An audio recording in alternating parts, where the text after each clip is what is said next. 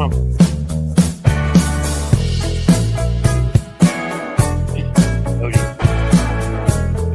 could do that back then.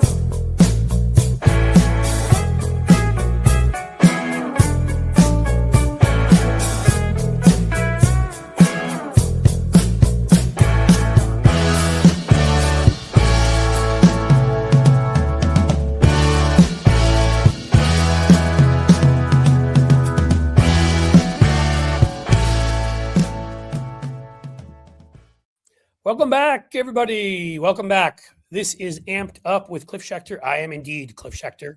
I have David Schuster here with me, who, Emmy winning. Needs no introduction. No introduction. And Emmy winning. No, you're not going to cut it off, dude. He won an Emmy at MSNBC. He tries to block that, get it out there because he's all modest and stuff.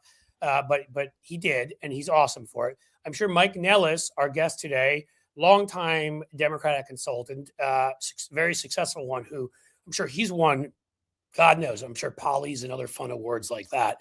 I don't have an Emmy, though. Seems messed up. I don't have an Emmy. Does not have an Emmy, neither do I, and that's why after the show we're going to beat. And I don't have an Oscar, but I've got some picks coming. So hey, I have a best-selling book up there that some people have told me. Well, okay, we'll move on. So we have Mike here today, which is awesome. I'm just going to start by saying, in a weird way, like, Mike's one of the few people who's on this crazy Substack thing, which I know you're not all on, YouTube, whatever you want. We got Twitch. We're everywhere, man, everywhere. Satellites, old Russian satellites up there, that kind of thing. Sorry, we're not Trump, but I've known Mike. Like, we were on like the early 1.0 resistance to Bush. Like, we were on those listservs, the infamous Townhouse listserv, which I don't know if we're still supposed to say publicly, Mike. I don't give a shit anymore. I don't know. It would, like, back, because there was a Townhouse like bar that was a few blocks from me. I lived on New Hampshire and 17th in DC, and we used to meet there. And it's weird because, David, I've known you since like 2009, 10, something like that. But Mike and I were on those listservs together 2004, 5, and a couple of the people that were really big on them have now become Russian apologists, and a couple of people who were big on them have become shitty consultants and attack us from all various sides. And then there's some people, hopefully, who are okay people. That's us. Let's get to talking about things that are going on out there in the world. Let me kick it off. Talk about first, David, should we talk about letters written to PMs of Norway about countries they don't own and prizes they don't give out, misspelled, or should we talk about Davos? Well, I think there's a way to tie it all together, right? So the week started with Donald Trump sending this bizarre letter to Norway complaining about Norway somehow denying Donald Trump the Nobel Peace Prize, even though the Norwegian government has nothing to do with it. And by the way, Greenland is part of Denmark, not Norway. So that was sort of strange. But the bizarreness and sort of mental acuity decline of Donald Trump, I think, is even sort of more evident over the last couple of days, because then he gave a speech at the Economic Forum in Davos where he repeatedly mixed up Iceland and Greenland. And he was photographed. I don't know if you guys saw it, but he's got splotches now, really bad splotches on both hands, not just one, but both. So clearly the mental and physical health is to me, looks like it's a very steep decline. Well, also, let me go before Mike. Can I jump in there? Because this is important, Mike. Like, he said, when I was president, too. So he didn't know that he was president, which I think is important. Go ahead, Mike. I think that one's not as bad as the Iceland one. But David, I hate to fact check you, because Carolyn Levitt said that he was just talking about how Greenland has a lot of ice. So I think it's just, we're just a bunch of liberals on the internet. We're taking the president out of context. It's not fair. He's clearly all there. He's amazing. He's doing great. True. Like, that was great branding by Leif Erikson, who arrived, and was like, if I call it Greenland, people will want to come here. Clearly, Trump. I'm just trying to decide whether Caroline Levitt, is she stupid all the time or does she lie all the time? Which one is it? No, she lies all the time. She's not stupid. She's smart all the way to the bank. She's not stupid. No, I know. Or she gets advised by her husband from the nursing home she visits him in. So there's that. You would think that if the president of the United States is giving a speech at the Economic Forum in Davos, that regardless of what was on the printed speech, that she should have known that it was going to be broadcast live. There would be video of what he said, and Donald Trump often veers off of prompter and goes off the speech and just sort of rambles. And so I don't know what on earth she was thinking. She could have said, "Oh yeah, it was an innocent mistake," and we all get countries confused. Well, not all of us, but okay. But to just go ahead and call out the reporter for News Nation and say, "Oh no, you're the one who's confused," what a jerk. Well, the other thing is like anytime he gets confused or he can't look at the teleprompter, he dives into like the same 5 different speeches. I apologize. I put my phone on do not disturb and it still started ringing. So thank you, Apple. But and he just dives into the same 10 stupid rants. So like when I saw the clip of him talking about windmills in Europe, I was like, it's like one of his go-tos. He's like windmills. He's got something about snakes. He starts talking about Hillary Clinton again. Like it's just the toilets like not flushing. Yeah. That's a good one. Right. When the toilets aren't have strong enough water pressure. Yeah, but be like, oh, the Democrats, they're trying to turn everything transgender. They want everything to be transgender. And I'm like, Jesus Christ. And the late great Hannibal Lecter. Oh, yeah, that one is bad. I love the line that when he gave in the speech about, he said, had it not been for the United States in World War II, all of you would be speaking German. German is actually the language they do speak in Switzerland. So there's that part that was hilarious. I mean, that boy ain't right. It was a great line in A Fish Called Wanda that he can't steal.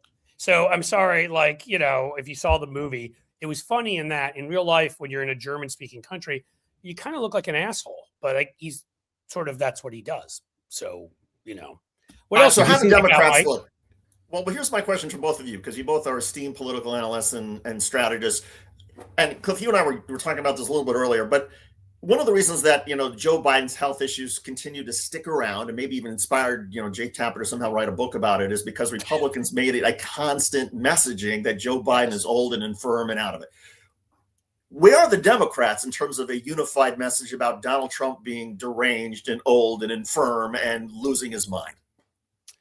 Let me let you answer it, Mike, because I go nuts and get angry about this all the time here. So go ahead. Yeah. Well, I mean, the party's all in on the economy, and I do think that's strategically right, is to not get off of that. But, the thing about Biden was it was 4 years of death by 1,000 cuts of every little mistake, but also genuine decline that I think has to be acknowledged there.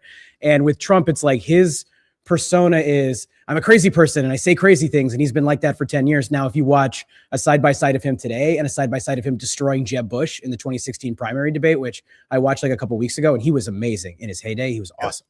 I hated him. I thought it was funny at the time, and now I don't think it's funny. But I think Democrats are more focused on the economy. They're more focused on keeping him on the ropes on the border.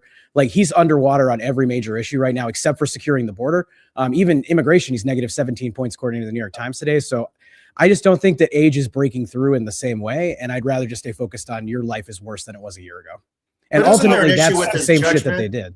Let me sort of add. I still think you can do a couple of things at once. Yes, you can focus on the economy, and that's probably, that's the key issue. And Democrats should stay there. But even Donald Trump's judgment sort of ties into that. And so you mentioned the polling. The New York Times came out with a poll saying that, I guess, CNN or whatever, that his approval ratings down to 35. Donald Trump wrote the most unhinged series of posts on True Social saying that this should be criminal, that the New York Times and other news organizations should pay a price for deliberately putting out false. I mean, it's lunacy. It's crazy. Yeah. Well, you say that we need to do more than one thing at a time, but we're lucky if the Democratic Party can do one thing at a time. So I'm happy that they're just focused on the economy. You're right. You're definitely right about. Yeah, because in the beginning, the first 90 days of this administration, most of the major Democratic leaders were like, we're going to work with Donald Trump. We're going to fix the economic situation. I'm like, you were never going to do that. That was never going to fucking happen. Of course not, because he never says stuff and then means it, right? It's been infrastructure week every week for 40 years now or whatever. Where's the healthcare plan that I've been waiting for a decade? That's right. When are they they said they were going to do something about major corporations buying up housing. When are they going to do that? They haven't done shit. Right. But here's the thing, Mike, I will agree with you. Yeah, focus should be on the economy also. But I do think I see an overarching message that ties the billionaires, everything Musk at Doge and Peter Thiel's a weirdo and some of these and these other folks that have basically taken over the Republican Party, billionaires versus the rest of us. And to me, part of that overall message to me can be economic. Part of it is democracy, their attack on democracy. And I think part of the reason, that he slaps on tariffs every other day and destroys your job is because he's a loon and has lost his mind. Look at this letter he just wrote. Like, I do think we can incorporate all of that. And I think to me, all of it under sort of a democracy and economic message, a billionaires taking from the rest of us message that unites everywhere else. And, I do think ISIS fascism can be put under that. I think, his insanity can be put under that. I think Jeffrey Epstein, if that's not a bunch of predators, both financial and physical predators who get together. I mean, there are ways to message it. That's what I would do too. Yeah. I will say, like, on Biden's health, like, it was something that people were concerned about. And I think if you polled on it right now, people would be concerned about Donald Trump's health too. But it was mostly talked about in the DC echo chamber bubble until the debate. So I think Democrats should be messaging on it, but until there's like one thing where it's like, holy shit, that's not Donald Trump, that's what the debate was for Biden. Like, it was like, that's one of the hardest things I've ever had to watch. It honestly felt like elder abuse. I felt so bad for him. Until Trump has something like that, the falling asleep in the Oval Office last week during the weird milk press conference that they did, which, by the way, that was 6 days ago. I don't know if you guys were tracking it because that was fucking weird. No, in Trump days, that was like a month ago.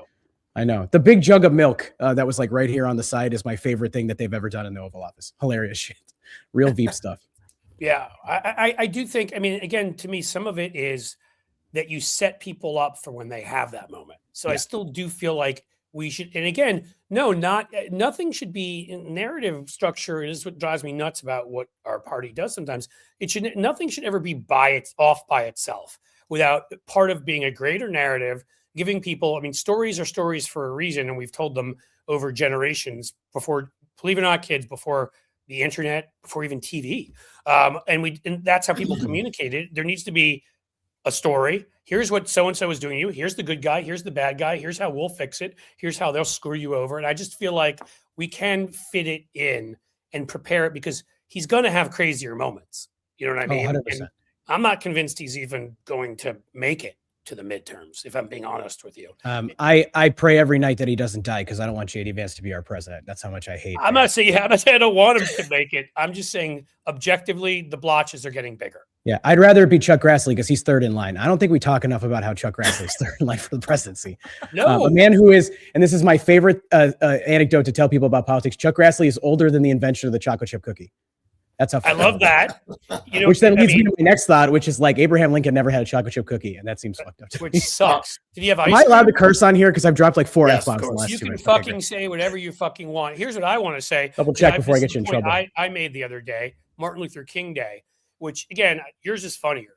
I like yours better, so I'm going to go with that. But I like to point out to people that Chuck Grassley is the only senator still there who voted against a Martin Luther King Day holiday back in 1983. And he'd already been there for a couple of years at that point in time. In the U.S. Senate, mind you. He'd been running for office since the late 50s. Yeah. So he's been in office since Eisenhower. That's like the other stat that blows my mind that Republicans would use about Biden was that Joe Biden was born in the same year that Harriet Tubman died. And I was like, my brain can't handle that math at all. Yeah. Well, if you want to talk about fossils of the Senate, I mean, there was Mitch McConnell. He was so perked up by Donald Trump's threats to Greenland this week that McConnell was able to get wheeled over to the U.S. Senate and stand up on the floor with some help and in a very slow, raspy voice point out that Greenland's been helping the United States and Denmark's been helping the United States since World War I. So, and that sort of takes me to the question I was going to ask you both. I mean, some of the polling for Trump on Greenland is even worse than Trump's polling on the Epstein files. Now, to me, that's one of the reasons why I think Donald Trump tacoed and just said, okay, forget it. I'm not going to use military force on Greenland. I may use economic force, but we're going to get a deal, and Greenland's going to allow us to have as many troops as we want, as much equipment as we want, even though Greenland already allows that now. Right. But is there something else that Democrats can wring out of this, given how poorly Donald Trump's been polling on Greenland? I personally think it's mocking him and calling him weak because that's what he is. Like, the American people want a president who is strong, who is leading the world. He's so focused on Greenland and he's embarrassed the shit out of himself. And he's basically begging them like a dog. And he's completely backed down here because Europe stood up to him, because Wall Street stood up to him. So like, to me, he's weak. He's a lame duck. He's a loser. And they're not doing anything to help improve your life. So like to Cliff's point earlier, like I tell my clients, it's 3 stories all the time. You can package them however you want, but it's the economy, it's safety and security, and it's corruption. Boom, boom, boom. Everything fits through those 3 tunnels. If it doesn't, you shouldn't be talking about it. Yeah. And I think you can absolutely grab those 3 as your narratives, and they work really well for any issues that there are with him, as well as tying certain issues together. And I couldn't agree with Mike more, like the weakness stuff. Again, first of all, you should be you should be using every word possible for what should we call it? Difficulty in standing erect, let's say. And when you refer the to way Donald he leans Trump, is crazy. Like it's crazy. Even that is impotence of a sort. It's kind of like when you get a McDonald's toy when you were a kid and you're trying to get it to stand up straight, but it's always just like a little bit off. And like, yeah, you know what I'm talking about? Okay. I do actually. I didn't know if I just dated myself because I'm almost 40 now, so I never know if any of my references land. You Youngster. kids, almost 40. But I mean, when you were talking about that listserv, Cliff, do you know how old I was? you're like 12 or something. I was like 15. I don't know what the fuck you were doing on there. That probably was illegal. And I really hated the Iraq War. I really fucking hated the Iraq War. Matt. Oops, did I give out something I shouldn't have? In any case, but what I was going to say is you're right in what you're saying there. This I agree with you 100% on, which is everything tied into weakness. Again, the economy is sagging, right? Donald Trump is impotent when it comes to dealing with Europe. Like there's like every one of those can put in a narrative. Even his corruption is his moral weakness. Like there's just everything should be into how weak and pathetic and sad and what a loser he is. And he needs somebody to hand him a Nobel Prize that's not his. And he needs a soccer organization to make up a Nobel Prize and give it to him. I mean, it's fucking pathetic. And that's the way we should talk about it. Well, and meanwhile, are you doing better than you were a year ago? Because the answer is unequivocally no. Like you're just not. Unless you're a billionaire. Yeah, and that's clear in the polling, but there's also not to be the proverbial turd in the punch bowl. I was trying to figure out a way to work that in, but there's another poll that comes out about, there's the generic ballot issue, right? In which Democrats are up by 9 or 10 points in terms of would you rather have a Democrat or a Republican in Congress? And that's fine. Democrats have a 9-point lead, but when they're asked issue by issue, who do voters trust more on economy, on foreign policy, the Republican brand is edging out the Democratic brand. Now, why is that? And how did Democrats turn that around? And does it matter? Yeah, well, I think you have to put it in context of where it was before, because, and I don't have polling offhand on it, but like if I had to guess, like a year and a half ago, Republicans had a massive lead on immigration and the economy and foreign policy, all gone. It's pretty much basically head to head now. I think Republicans still edge out on immigration because Democrats need a better message on border security.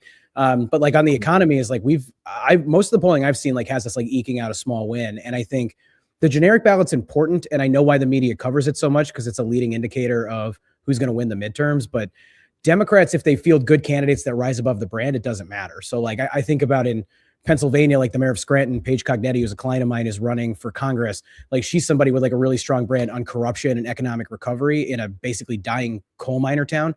And she's going to, in my opinion, she's going to dramatically overperform just because of her brand. And we have, for every candidate we have that's like generic Dem, we have 2 candidates that I think with a resume that can overcome that. Like Bridget Brink in Michigan is the former ambassador to Ukraine. Like there's just a lot of those where we're in good shape.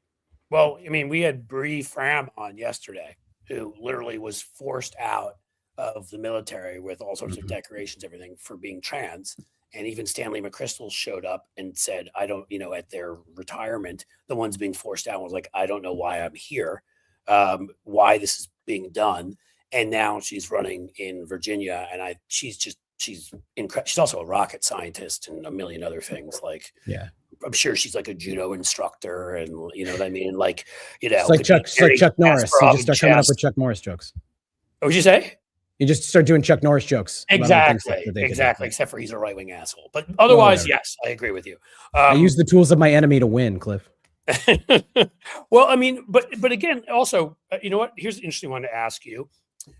Like your thoughts on the Senate, because Mary Peltola, of course, got in and beat Sarah Palin. Sarah Palin in Alaska, where she could see Russia from her house. He like that's a great. We've got Roy Cooper. We've got great candidates running in all sorts of places. Again, if the generic ballot is enough in our direction, if we're messaging well, certainly the thing that statewide candidates have an advantage is those are big money races, and they can really create a brand. They don't separate themselves from the party, but they really can show who they are. And I think we get some great ones. So I think we have a really good shot at taking back the Senate, which we shouldn't with this map. Yeah. But well, you tell me if I'm wrong. No, I think we can do it. I don't know that it's like yet at 50%, but I think that we can do it. And I'd frame it to people listening this way is if the generic ballot is, 8 to 10 points better for the Democrats than the last election, then North Carolina is gone. Like that's ours because we barely lost it last time. Maine is gone for the Republicans.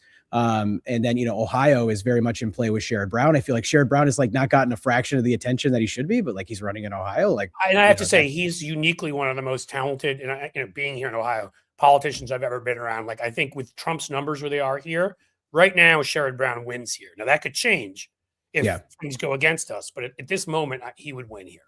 Well, and then Peltola is running like an aggressively local campaign where like in her slogan is the word fish. I don't think I've ever seen a candidate just talking about fish as much as she does, but that's how you win in a state like Alaska, is you make it about Alaska, not about national politics. And she's probably up. I think I saw a poll from the DSCC this week that was like 52-48 or something like that over Sullivan. And I would tell people it's like, okay, we get eight to 10 points because the generic ballot and people are so pissed at Trump. But then you could add 2 or 3 additional points with a good candidate, and they can lose 2 or 3 additional points with a bad candidate. So Texas is an R+10 state. Let's say it's going to be R+2 in this election based on the baseline. Well, James Tallarico is a hell of a good candidate, in my opinion. And the lieutenant governor who's running, who's a lunatic, pretty bad candidate.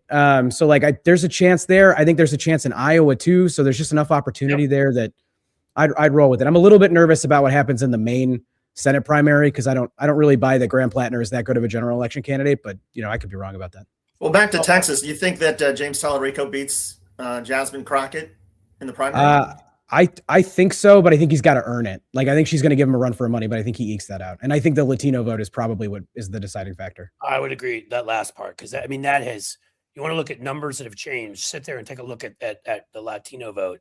I think it's white, college educated men, young ones, not quite as young, a little, Mike is almost there. He's a little old for that now. Sorry, Mike, you aged out a bit, but I'm in the 36 to 52 demographic now. So that means they're going to make Super Bowl halftime shows for me, though. I'm very excited about it. Yes, dude, when you're where we are, I think Homer Simpson said it once, like once you hit, when you're at our edge of things, like everything is made for us. So, you're good.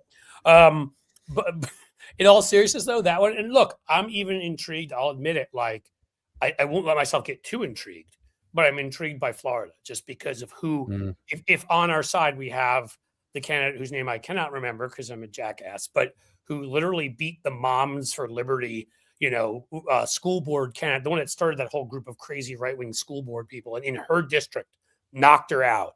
That's somebody who actually is clearly a pretty good candidate. And I don't think Florida, a lot of what we saw in Florida was also the Latino vote. And if you're in Cuban, Miami, and we're winning a mayor's race by 20 points, and the Cuban vote is switching over to us in that kind of a way, I do have to believe we have a chance. I'm not saying how good it is or whatever, but I think we're in the ball game where we haven't been recently in Florida. So yeah, well, they're deporting Cubans in Florida in record numbers right now. The community feels betrayed because in the 90s they felt like the Democrats were not supportive of the Cuban people in the United States, and and then Obama with the deal that he made with Cuba to start normalizing relationships, like people were pissed, and now Trump has just totally like forgotten all the promises that he made to them. Yeah, remember when they got all mad at us about Elian Gonzalez? Well, now multiply that by like 1,000. Or 10,000 or whatever. Oh, they were horrified about what happened to Elian Gonzalez. I don't remember it because I was 6, but like, I just wanted to get that in there for you guys. These kids these days, like with but now you see an image on your Twitter feed, on your social media feed, that's like 20 times more horrifying of something like that happening every single day. And Republicans just go, "Oh, give a shit about, get out of our country." Like whatever. But that also then explains why Donald Trump is already talking now about regime change in Cuba over sometime in the next year, because he needs to make up for everybody who's pissed off about their relatives in Miami and Florida being, sent out because they're Cuban, or being arrested because they look Latino. Yeah, well, and he's probably got some big donor like in his back pocket that like they really want regime change so that they can turn Cuba into a resort. Like there's gonna be some Hyman Roth, Michael Corleone, Godfather 2 damn you! Scheme. I was gonna say Hyman Roth probably, but you thought I was too young to make that reference, didn't you? I did, dude. I was like 3 when that came out, so you were like -27. So you keep. All right, here's the ultimate test to try to show how young Mike Nellis really is, because this came up to me yesterday. Mike, do you know what Bach? Do you know what that is a reference to? Bach? Yeah. No, sounds like a song. Okay. So sounds like if you remember MASH. Anyway. Remember the movie? Remember the television series MASH? And so there was an episode where Radar, who's like the radio operator or whatnot of the MASH unit, meets a woman who really likes classical music, and he doesn't know anything about classical music. So he goes to Hawkeye and Pearson says, "What do I do?" And they say, "Oh, well, who's her favorite, classical musician or composer?" And he says, "Oh, I think it's Bach." So they said, "Well, response to everything that she says, just say, Bach." So Radar goes on this date.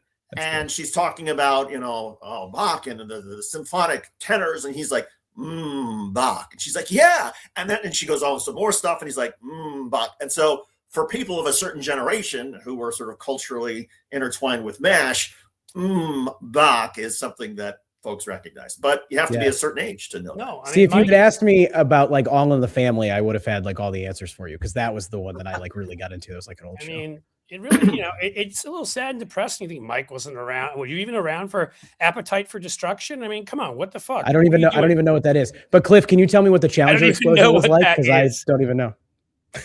That is it is a album by a band called Guns N' Roses. Have you heard of them? Yes, I've heard of I've seen Guns N' Roses.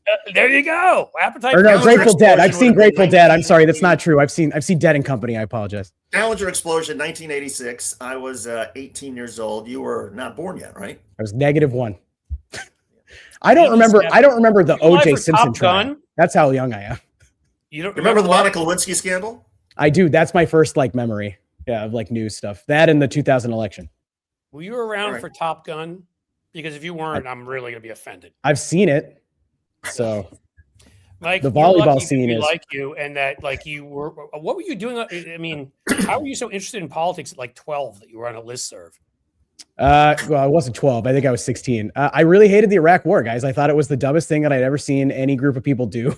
Turns out we got a lot of stupid ahead of us to 16-year-old Mike Nellis, but I showed up at some event somewhere, and then I forget who introduced me to the Townhouse group, but I'm trying to remember who it was now. Might have been you. Did you have any friends who were in the military who went over for the Iraq War?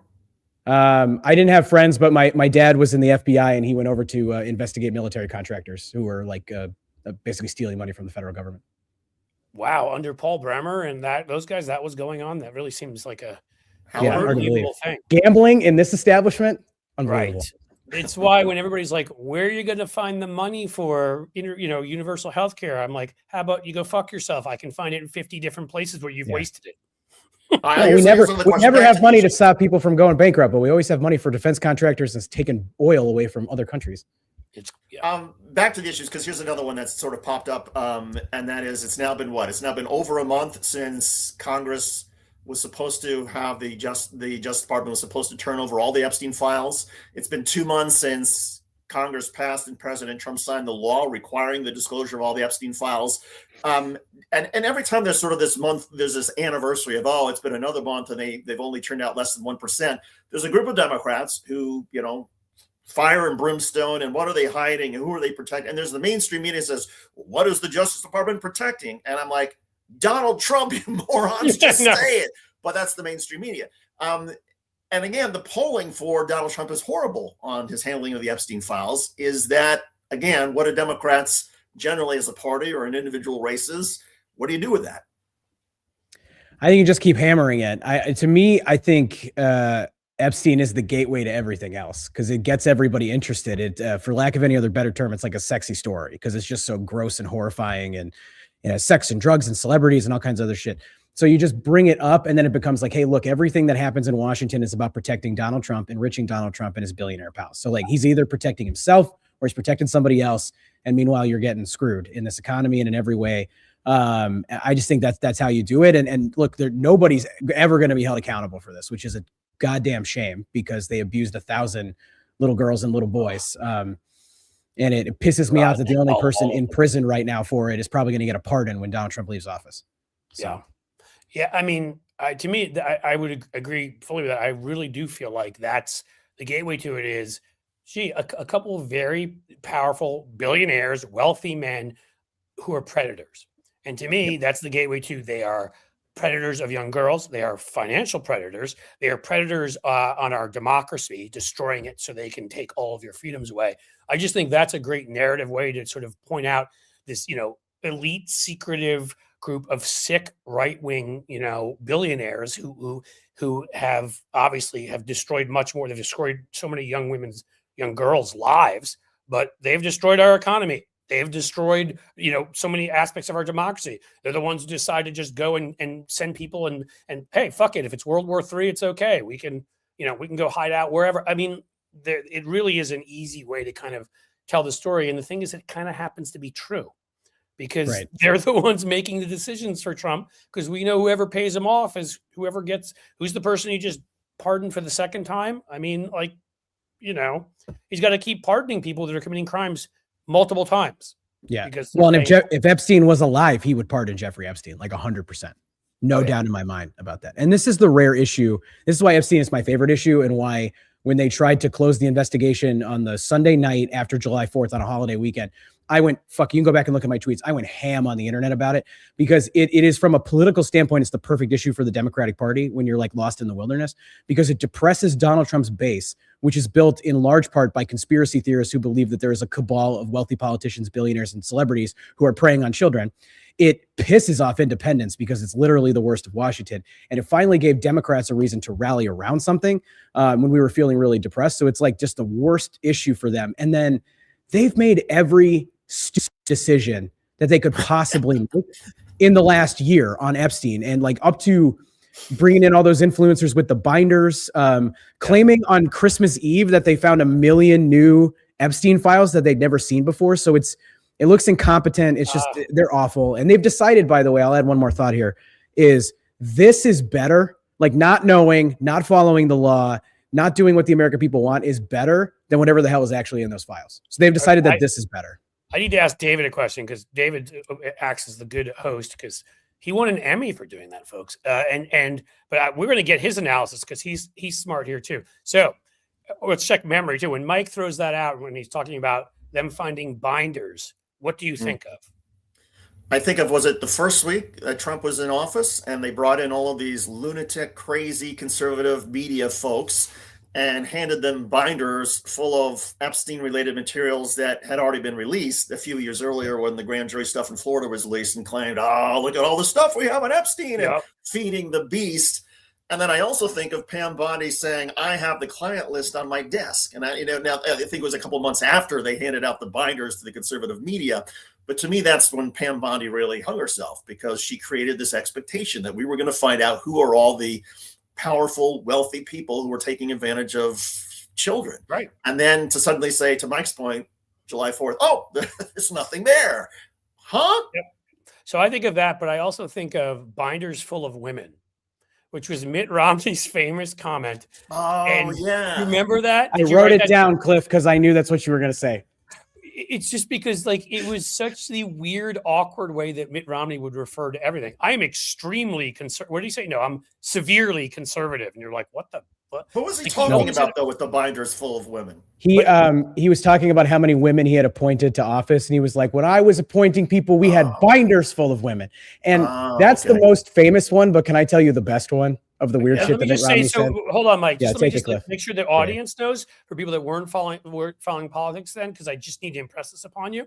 That was a scandal back then. Like, that was actually a big fucking deal that he said that, just so you know the hell that we're currently living in. Go ahead, give us the better. Well, this was 2012. He was running against Obama, who was running for re-election, and he mentioned the binders full of women to refer to as appointments. I just remember from the 2012 campaign, the car elevator was like a big. There was that too. He talked about in his San Diego home, which he ended up just selling eventually. There was the car elevator.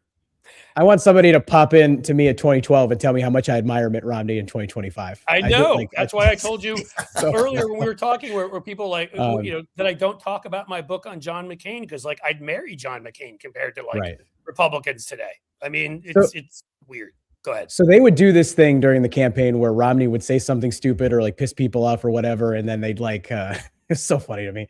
They would be like, we're rebooting Mitt Romney. This is the new Mitt Romney. And they did this, like, I swear to God, they did this like 6 times in the campaign. And one time they did it, and it was in the general election. It was probably like right after he won the primary, and he flew to Michigan for an event. And he gets up there and he just goes, I'm really glad to be back in Michigan where the trees are the right height. And I knew exactly what he meant, but I was like, what an incredible thing to say. So I knew you were.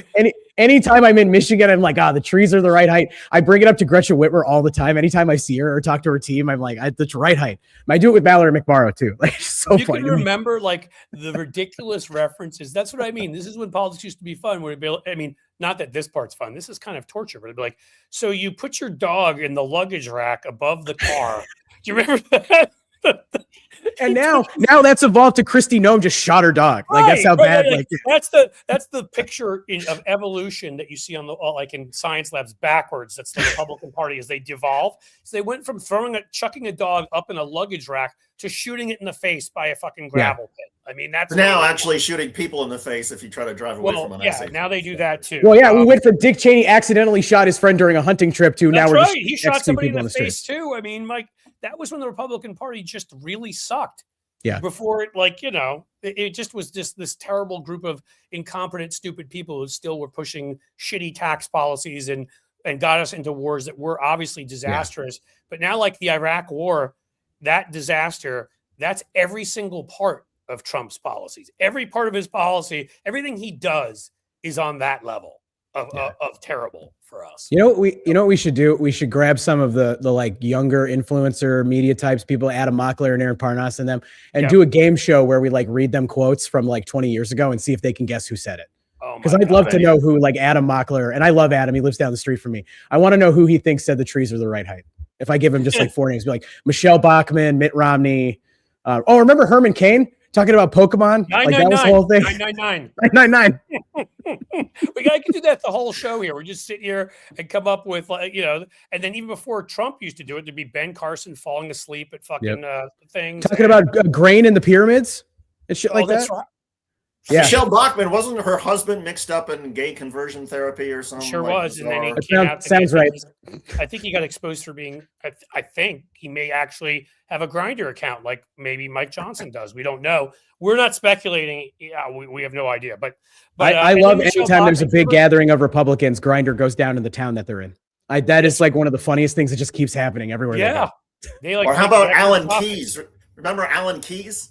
Oh my God, he was awesome. That like 2004, I think it was. All I remember is that Alan Keyes would bring down the roof in his speeches, right, his Republican speeches, and then MSNBC decided to give him a television show while I was there, and the name of the show was Alan Keyes is Making Sense.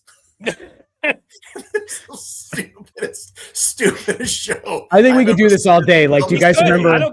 I'm enjoying this. Listen, I got to throw one more out. The breakfast where Gary Bauer was flipping the fucking pancake and fell off the stage. Oh yeah, that was great. Yeah, that's and Gary Bauer, who's only like 5 feet tall, right? Right. He's like 4'8", and he fell off the stage, and then he was like a troll that lived under the stage for the next year after that. Most people didn't know that. So I have 2 that I'm going to toss out there. 2010, the Christine O'Donnell. I am not a witch. I'm you. Just an iconic ad. You guys remember that? I love that. Unbelievable shit. Whoever lighted that ad is a genius. And then the other one is Rand Paul and Aqua Buddha. Remember that? That's right, Aqua Buddha. Yeah, Aqua Buddha. And this is an actual nominee. I want people and Mike will be a little young for this, but being that you were in that listserv at the time, one of my favorites was the Clinton campaign. This was my first campaign right out of college. Mike was 10. And we were trying to, it was Clinton against Dole, Clinton's reelection, trying to point out how old Dole is, which now he'd be like young. Now he'd be like spry and middle-aged. But he said he's like Deo Nomo of the New York Dodgers or the Brooklyn Dodgers at one point, and that was it. Like he talked about the Brooklyn Dodgers, and that's all anybody could say. But like, what century in Bob Dole, and and it wasn't really fair, but I do want to throw out this thing because I want both of your takes on this. And you brought up a key point there. Christine O'Donnell, my favorite ad, I am not a witch. I'm not a witch. I point that out as the moment to me that is most emblematic of the Republican Party and where it was headed and falling apart. So what you had is she was challenging Mike Castle, who had been this prominent liberal to moderate Republican from Delaware. He had been governor. He was a congressman, and now he's running for the Senate. He was a direct descendant of Benjamin Franklin. He co-sponsored stem cell research. He co-sponsored, I think, maybe the assault weapons ban. He was everything that moderate Republicans were. Not to mention, again, the lineage of Benjamin frickin' Franklin. And here comes this crazy person running against him who has to do an ad, I'm not a witch. And over the 2-time governor, congressman, Benjamin Franklin descendant, moderate, all that, Delaware Republican Party chose Christine O'Donnell as their nominee. And that's when I was like, we're fucked. So wait, I want to add one more thing of context to that so that people understand it. It was one, Democrats waited to drop that oppo until the general election. So she was a crazy person and she beat him because he was too, liberal or whatever Mike Castle. Decent. So the DSCC, and I can't imagine, I have to imagine it's the DSCC, but like they could not have imagined how well this went. They dropped some photos of her in college off Facebook of her being in like Wiccan ceremonies or something like that. And a campaign, instead of just releasing a statement being like, no, she's not a Wiccan, they shot this like creepy ad with like smoke in the background. It was like dark and stuff. And she's just like, I'm not a witch. I'm you. I couldn't believe it. I could not believe how bad it was. And that was to fill Joe Biden's seat, by the way. Yes, it was. It's just that still resonates even in all the crazy today. Just shows how impressively ahead of its time it was for the Republicans. I tell you, I can't think of a single thing that's happened to the average Democratic candidate that's as crazy as any of the things that we just said right now. I'm not saying that they don't say stupid shit all the time because a lot of people. I can only think of one thing: Anthony Weiner. That's it. Yeah, that was bad. Yeah. I think there's also, though, there's an element to the Republican Party. There's a craziness that actually sometimes kind of works for them in a way that Democrats would not even try. And so I'll give you an example as we're going through all the various anecdotes. One of the funniest things that I've ever covered in politics is during the 2008 the 2000 John McCain presidential campaign, his first one that he lost to George W. Bush. McCain wins New Hampshire, and he's got momentum. He goes into South Carolina, and they're just thinking, God, if we can win South Carolina, we've got Arizona and Michigan coming up next. Bush will go 0 for 4, and McCain will have the nomination. So in order to generate a lot of like enthusiasm and a lot of attention, they fly us and McCain from New Hampshire to South Carolina. And at like 2 a.m, we pull into we land at the airport, and they say, okay, walk over into that hangar over there. We're going to put McCain on his bus, the Straight Talk Express, which we drove all the way down from New Hampshire. We'll meet you over there. Express. The press, we're all like weary-eyed and tired. We go over, we hear this like din, this noise coming out of this hangar. And we go in, and there's like 1,500 college students drunk off their ass. There's pizza boxes everywhere. There's a band playing. And it turns out that the McCain campaign offered them free beer, free pizza, and this great musical group of they'll just hang out in this hangar all night long. And then the doors open, and it's the winner of the New Hampshire primary by a landslide, John McCain. And the Straight Talk Express goes into this airport hangar, and people are going crazy. And it's like 2 a.m, and it was the most brilliant. The pictures were amazing. The confetti's flying everywhere. The Straight Talk Express, and all of a sudden, John McCain goes from being 10 points down in South Carolina. The first poll, he's 10 points up. And that's when the Bush campaign decides, oh no, John McCain has an illegitimate black child and blah, blah, blah. And that's Confederate flag and all the other things they went after him on. But there was also an element of the Republican Party that was like, oh my God, how is it that a Republican can be plying young people with beer, many of whom were under 21? This is not what the Republican Party stands for. It was a risk, but it was like they were having fun. And there's a sort of a crazy element to it that I think the Democrats for years have not been able to quite match. I thought that, I think that was brilliant. And again, you don't want it to be somebody that was like, Mike's age at the time, like 14 or whatever he was. But like, I'm sorry, Mike, I'm kidding. But, it just gets younger every time. It does, exactly. It gets more offensive all the time. Soon you'll have been 7 or whatever. But in all seriousness, like, I can understand how that would be. But they're over 18 and they're in college, who the hell cares? And it created fun pictures and like I think they were a really smart campaign. It just was, look, Bush had everybody behind him, and McCain had like 3 people, one of whom was Lindsey Graham. Think about that. And Lindsey Graham and Steve Schmidt. Lindsey, two different directions on that one. Also, the guy who went on the Appalachian Trail and disappeared. Oh, that's right, Sanford. Oh, right. Sanford, yeah. See, we could tell these stories all night. Oh, and also, not to get too recent, but Olivia Nuzzi. So apparently, Sanford kept himself busy. Mm-hmm. You know what I just thought of too, and it's so dumb, the things that are stuck in my mind, but it was like how deep the firefighters went for Chris Dodd in the 2008 presidential primary, and they were just all in all the time with that stupid bus driving around Iowa, like. So I hope you guys are finding this all enjoyable, because I do. I don't know, for me, telling campaign stories and remembering stuff like that, some of those moments you will never forget, right? Like you build a bond with people, I feel like, Oh my God, yes. I can tell you every bar in Iowa that I've been to for both of the prime times I worked in the Iowa caucus. Right. So, What do you- and then the irony of where we are today and how things change here, I'm going to give you a classic example, which is I would be at the, 96, my first gig was at the polling firm that was doing Clinton's polling. And I was there off until 2 a.m. We were making up like baseball games. We were playing with like balled up pieces of paper. And, we had to wait for California, West Coast polling to come in.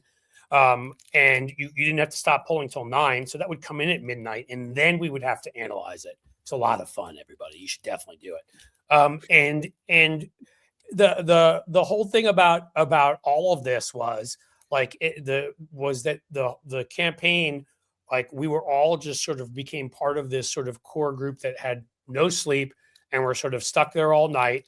And then suddenly in the years after that, when you think this was this great experience and whatever, the firm was called Penn and Schoen, which I bet it's going to put some lights on in these two guys' heads. There were 3 people that were really working on the Clinton polling at the time. There was the guy that brought in Mark Penn and Doug Schoen, who both became Fox News Democrats and now are just Republicans.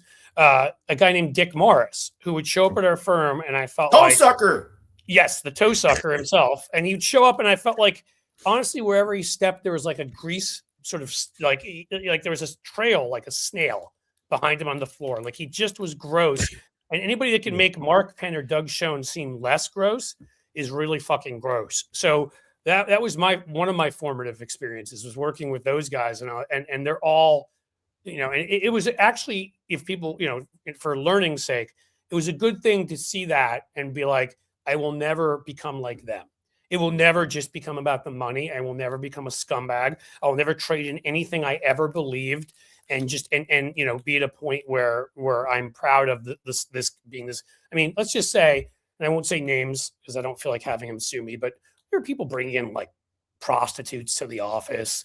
There were, I mean, the stuff that was going on there was just ridiculous. Well, you'll never be like, you'll never run a presidential campaign like Mark Penn and just disregard the primary calendar, and whether it's a caucus or a primary, as Mark Penn did in 2008, which literally may have cost Hillary the nomination to Barack Obama. Yeah, caucuses and primaries, it doesn't make any difference. Why would you? I mean, I could write a whole book about how the Obama campaign outflanked Hillary on that caucus math. Just unbelievable stuff. Just incredible. It was. I mean, that was. I mean, that's one of the ones I think about where it really was the strategy that did it as much as anything else. I mean, wouldn't matter. Obama had soaring rhetoric and was an incredible speaker and all of that stuff. Hillary still was too ingrained. She would have gotten that nomination, but they outsmarted, while Mark Penn was off trying to secretly, secretly negotiate free trade deals with Colombia while he was working for her, and she was speaking out against that, and he didn't tell her. So you had Obama's people were actually sitting there and like, this is about math. If we get enough delegates from enough places, we win, no matter what else is going on. So they did a good job. One more campaign memory, then we can switch gears, because this is my all-time favorite. And since we're talking about Gary Bauer and the pancakes and everybody else, you remember I still have that image. I just have to say of him. I can never think about it and not laugh, of him trying to catch it with the frying pan when it's like 10 feet off the stage, and he's, again, 2 feet tall and just fucking flops. It's just the best. So there was on Gary Bauer. There was a photographer at Fox News that I knew who used to joke that Gary Bauer would be a candidate for. Remember the old TV show where they would be like toss the midget, or like this really inappropriate thing he would talk about? I'm pretty sure you can't say midget. I think you just got us sued, David. I think David Schuster finally canceled. So David just got us sued at the senseless age of what? Yeah. I'm kidding. Yeah, I mean, so anyway, the memory I was going to talk about was remember 2004, the Dean campaign, the Howard Dean campaign, and they all had like the yellow hats in Iowa, and then he loses Iowa, and then there's the Dean scream, "We're going to go to New Hampshire, we're going to go to Iowa, we're going to." I was in the room for that. I just wanted you guys to know old that. enough for that, Mike? Yeah, I was in the room. What was that like? Did you? I was the only. I didn't think it was that. I didn't think it was that weird at the time. I thought it was just fine. I left feeling like that was the media again creating a scandal. I wrote speeches actually for Dean, and some stuff like and so like that was ridiculous. That was classic. The main the corporate media wasn't fully its monopolistic current self, but it was heading in that direction at that point. They couldn't stand Dean because he went around them. and didn't give a shit and went straight to the grassroots and all of that. And they were supposed to be able to ordain who the nominee was, and they wanted to take him down. And then there were certain people in parts of the Democratic Party who wanted to take him down, Carville and others, and that they turned this ridiculous thing that should have been nothing. Again, the current guy, we're trying to find out what he did with Epstein. The current guy didn't go to Congress and bomb the fucking country. The current guy has masked, un-ID'd fascists breaking windows and kicking in doors, grabbed tariff power from himself. I can go on forever. Howard Dean screamed. So that was enough, right. to just for well, all. But can I make the political point on that though? Which is just, obviously what happened to Dean was horseshit, and I often tell people when they want to talk to me about the 2016 primary that I don't have any room for that because I'm still mad about 2004. So I'm never getting over it because it's such bullshit. I'm still mad about the 2000 general election. So yeah, but it was that moment reinforced the anti-Dean narrative of he's a little bit off and he doesn't have the temperament to be president. And so because he gave that speech the way that he did, it reinforced everything. And it's the exact same thing that happened to Biden in 2024. If he has like a halfway decent debate, he ekes out. I think he probably loses the general, to be honest with you. But that enforced everything that the Republicans have been saying about Joe Biden the whole time. And it was like, well, now we're fucked. Like there's nothing you can do to rehabilitate from that. And so that's why you got to be really careful with like what your brand is. And like in 2008, Obama was really good at this because the McCain argument about Obama was that he was too young and inexperienced. He was more like a celebrity than he was a leader. And so they were careful about when they had ads. Paparazzi. Right? He's the most famous man in the world. Remember that ad with like Paris Hilton and shit that they did? Yep. That was a good ad. But Obama was smart about it. They kept him grounded. They had him talking about his parents. Like it just was like his stump speech was perfect. It was absolutely perfect. I just remember. And also he was a eighth cousin or something of Dick Cheney's, and that always helps. So sure, yeah. You can see the family resemblance when you look at them both. Yeah. So moving forward, what's the brand for Democrats in 2026? Yeah, Mike, tell us because I don't know. Not Republicans right now. That's the brand. We're not going to be able to have a full scale rebrand of the party until we have a new nominee, because the Democratic nominee in 2028 is going to be the one who resets everything. And if it were like me, I'm not going to tell you who I think it should be, but like I'd be looking for somebody younger, anti-corrupt, can rise above Washington politics. Doesn't mean they can't be in DC, but like I look a lot to the governors because I think whoever the next president is going to inherit a freaking mess, and is going to be to do a lot of rebuilding, but also a lot of moving the country forward really quickly. So I think we need somebody with executive experience. So I think that's what it's got to be. It's like steady, stable leadership that's going to get done. That's going to get shit done for you. So that would mean AOC's. That means AOC gets crossed off your list. I would probably cry. Well, listen, I like AOC, and I think if somebody with her set of politics was going to win, it would be somebody who is as talented as she is, because she's an amazing communicator. But my gut says the best candidate that can win in the general, completely outside of DC, younger, and my only exception to that would be like John Ossoff because he's so good. And I would put AOC like in that bucket of like people who could win me over from DC.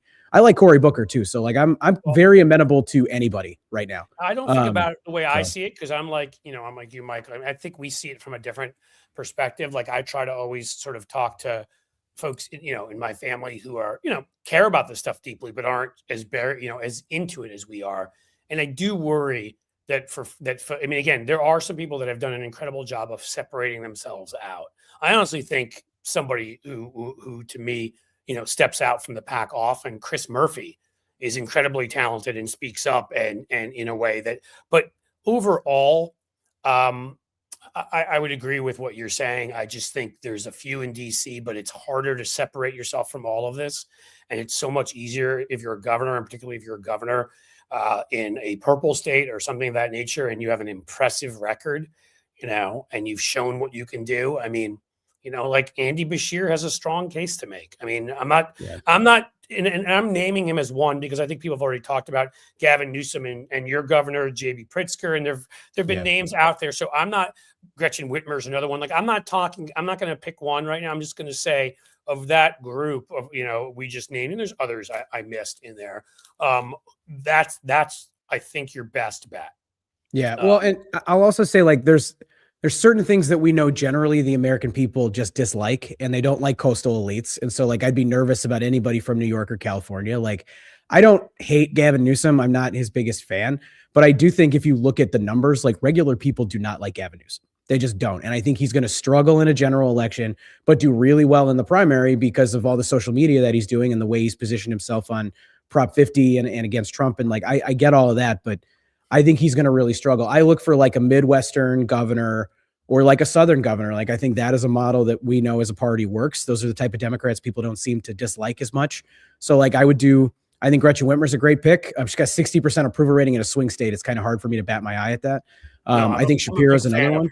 Of hers, you know, yes. Bashir for me needs to show me that he is like exciting enough, because Bashir feels like that joke about like, I want McDonald's, we have McDonald's at home, and it's some bullshit frozen dinner. It feels like I want Bill Clinton, we have Bill Clinton at home. Bashir needs, I think you're 100% right. He needs to give a couple of, because he's clearly is charming. He clearly went, almost like door to door in Appalachia and won people over. He was able to stand up for his values, and he was able to message it well. But I do think I agree with you. A few speeches where he shows some fire could help, because I think we want fire. I want someone like JB Pritzker has shown me fire. And I like that. And I'm not even saying that I'm for I love JB Pritzker necessarily. I like him, but he's shown that to me. Gretchen Whitmer has shown me fire. Like with Gavin Newsom, I like some things. Absolutely. I take your criticism of like coastal stuff is difficult. And again, all of us have connections. I mean, I guess we'll count Chicago as the middle of the country, even though you've got 3 million or whatever people. But David, last two-term Democratic president was from Chicago. Just wanted to get that out there. Well done. Well, here's the thing that David I think grew up in Bloomington. I'm in Cincinnati. I think you want like people who can relate in this part of the country. And I think the way you bridge the gap between, if you're a Midwestern governor, and between the the money back people in the coasts and New York and California and Washington D.C. is, I think, whoever sort of declares early and is one of the first to say, here's how we are going to deal with the accountability for Trump. Here's what my Truth and Reconciliation Commission recommendation looks like. Here's who I would put on it. Here's how I would unwind what has happened to the Department of Justice and the Pentagon. I think somebody who lays that out and says, yes, I represent, I've got executive experience, and here's what I've accomplished in Kentucky or Illinois or Michigan, whatever, but here's how we're dealing with the nightmare that so many of us have been living through for the past several years. I think if somebody can lay that out, then all of a sudden it's not like, oh, it's not somebody who's been removed from Washington. It's somebody who, recognizes the pain and the damage that has been inflicted in Washington by Trump, and here's how we move on from it. Yeah, I'm gonna like yes and that for a second and just like reframe it a little bit, which is, I don't know that it's like, I get what you're saying on truth and reconciliation. What I don't want is the next Democratic president to define themselves by Trump. I want them to define like what moving forward in a new generation looks like. And that can include, hey, I got to rebuild the DOJ. I got to bring some real accountability to, the unbelievable thievery that happens in Washington right now. But it's got to be like, here's how I'm going to help you buy a house and take care of a family on a single budget. Like, I was talking about this with, and if you guys will just go on a ride with me for a second, I was talking to my brother about this, and my brother and his wife, they both work, and they would prefer that one of them is home.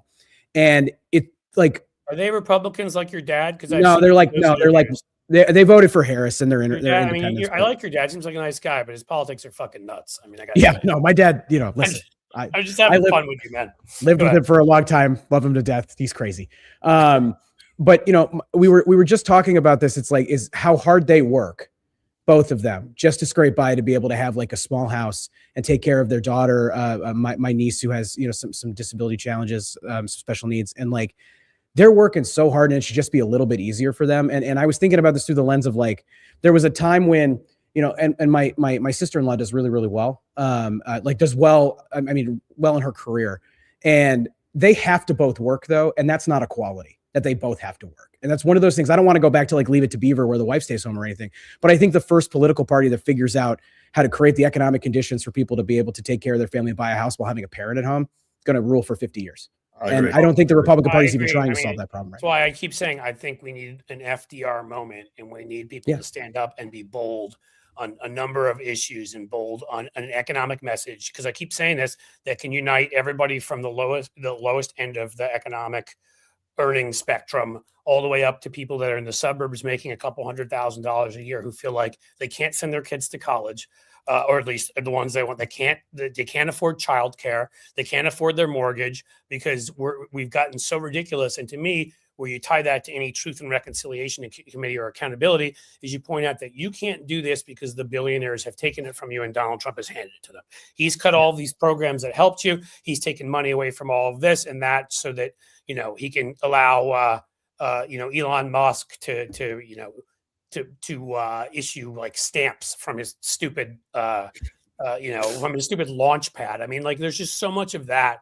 And I think that's how, because again, always, whatever you talk about with corruption and whatever, you got to tie it to people's lives. So it's not just he's taken this from you. The billionaire story is a good one, sadly, because it happens to be true, right? I mean, Elon Musk literally broke into these places and fired people with no authority to do so and destroyed their lives. Like, these are things we can point out. The subsidies they've gotten, the tax breaks they've gotten, all that is at our expense.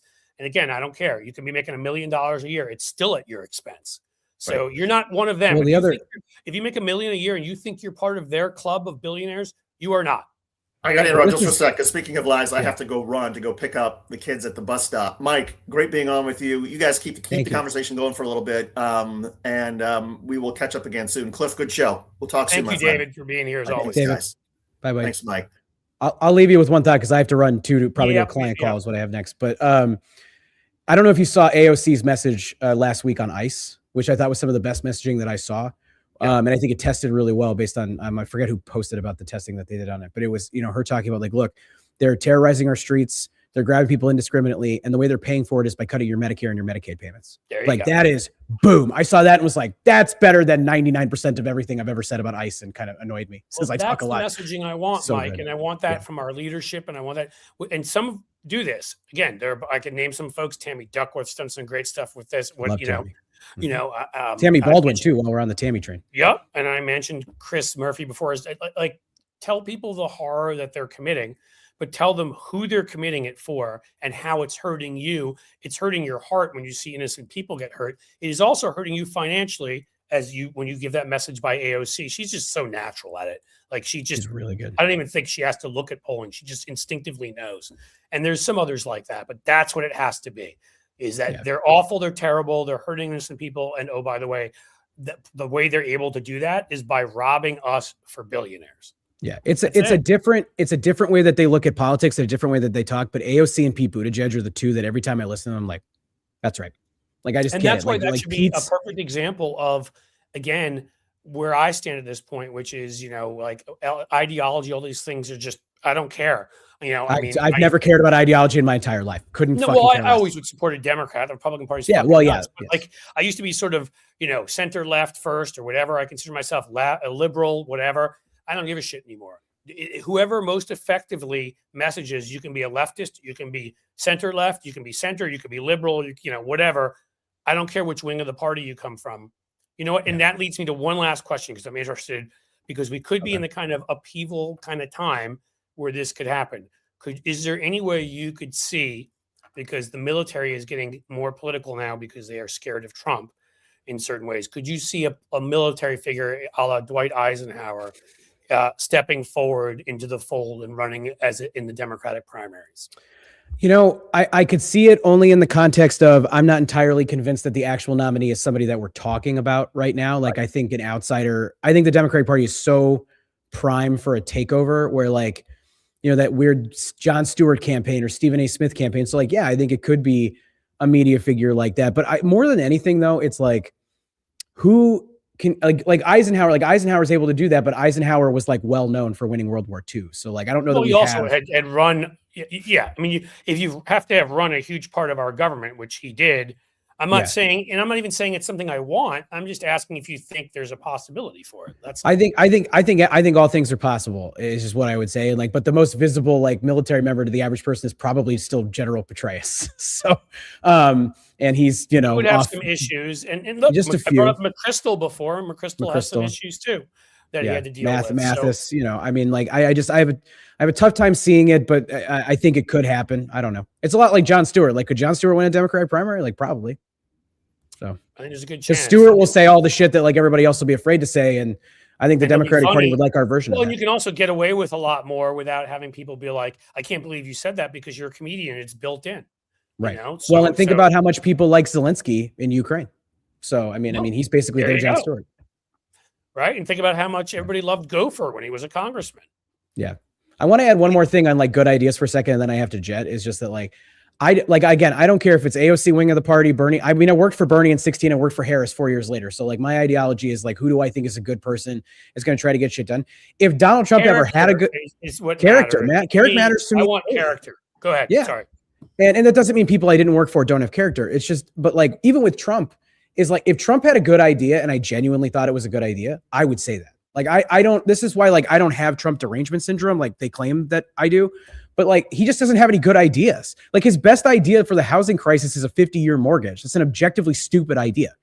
And No, the watching only Dave thing he Ramsey said shit on it was is one of my favorite things to do. 10% limit on credit cards, and he stole that from Elizabeth From Warren. Elizabeth Warren. That was But you a know good what? idea. I mean, I would support that. But the Trump derangement syndrome, just and again, I know you have to go and I have to go, but I really don't want anybody, like that's just stupid shit they say. I wrote a whole Substack piece where I mentioned, okay, they got me. I also have Son of Sam derangement syndrome. I have Pol Pot derangement syndrome. I have Idi Amin derangement syndrome. I have this weird thing where I hate genuinely awful fucking people who harm, who either assault, kill, attack, destroy economically other people. I think that's called being human. It's not called being deranged. So I won't even accept that as whatever. But yeah, if he came out with a good idea, if he ever did, he won't though. So but that's the thing.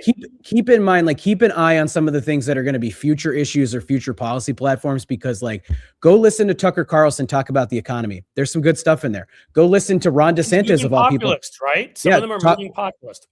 Well, like Ron DeSantis talks a lot about like social media and phones in our schools. Like there's some good stuff there. Josh Hawley talks a lot about monopolies. So like there is room to like borrow or steal, right? It's like the quote is Picasso is like great artist borrow and amazing artist steal, or like whatever it is. Like I'm going to take good shit if there's good policy out there. And so like, I don't care if it comes from Democrats or Republicans. I just, in my lifetime, they have never fielded a Republican that I felt like I could vote for, except for John McCain. And then we ran Barack Obama, which was like not even close. So I mean, and I agree with everything you said there. That's why, when you talk about artists and people saying stuff, like anything that I overhear that you say that's smart, I just steal and claim as mine. So like, it really has worked well for us over here at Blue Ant Media, so thank you, Mike. You're welcome. I steal mine from even better people. I just won't name them. Oh, that hurt my feelings. I kid because I love, Mike. I kid because I love. No, everybody go subscribe to Blue Amp, please. They're great. Listen, if you're not with endless urgency, then what is it that you're not finding endlessly urgent right now? You honestly, seriously, go follow Mike, see what he's doing, get involved, and let's please stop these people from running our country. And I think if we all work together, we can do that. So, Mike, thank you for being here. Thanks, buddy. Awesome. Great episode. And I think that is all we got for you today, folks. So my sign off, and you can tell me later if you know what it's from. As the sun sets slowly in the west, my friends, I bid you a fond farewell.